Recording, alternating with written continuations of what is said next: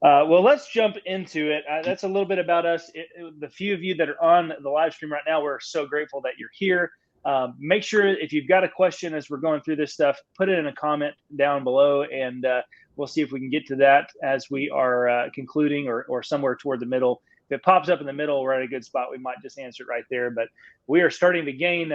We've infinitely exceeded all of our prior streams, which are nil, and we're at 4. We're at 4 people watching right now. So super excited. Glad that you're here. It's probably our wives and a couple of close friends, but that's fine. That's totally fine. All right, so let's jump into it. Evan, I heard you came across an interesting little story about short-term rental. I'd love to hear it, and let's see if there's any nuggets in there. There's, there's just so much out there. Some really, really terrible stories from all different sides, from the guest side, from the host side, from the Airbnb or call center representative taking the phone call. I mean, we're talking pets getting barbecued. we're talking houses getting burned down. Oh, there's a lot of jokes there. I'm going to stay away from them. There's a lot of really, really rough things, but I will say that that's not the standard.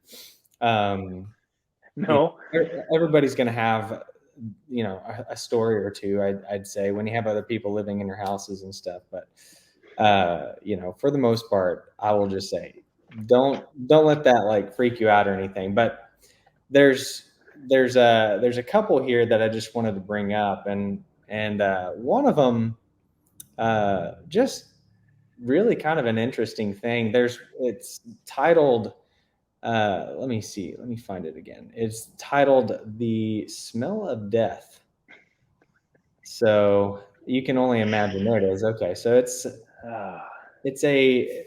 Can you imagine? Just put yourself in these shoes. Okay, this is the host writing this, and the host comes home and to their Airbnb, and they just notice there's an interesting smell, and they walk around. It smells like something died, and they're looking for like a body or something, but they did not find a body. They did find that the 5 young men that they rented the house out to had stored or placed or hidden, however you want to look at it, 6 dead deer is underneath the house in the crawl space. What? Yeah. So how do you dispute that? What? Why are you hiding deer in the house? Does it give any kind of context or just? Well, I'm assuming they hunted and they got these deer, and then they cleaned the deer and they put the dead remains underneath the house. They just left the carcasses, so they took the goods and left. I assume. Wow. I hope so. Yeah. So, anyways, that's definitely kind of one of the more interesting ones, and you can't say that that deer slaughtered itself necessarily and just crawled underneath the crawl house, the crawl space. It's definitely one of those things. Yeah.